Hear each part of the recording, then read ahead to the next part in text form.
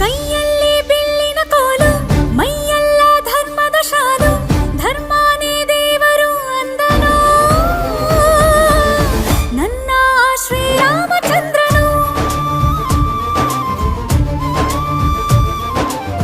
ಯಾರನ್ನೂ ನೋಯಿಸದವನು, ಸತ್ಯಕ್ಕೆ ತಲೆಬಾಗುವನು, ಮಾತಿಗೆ ತಪ್ಪದ ಮಗನು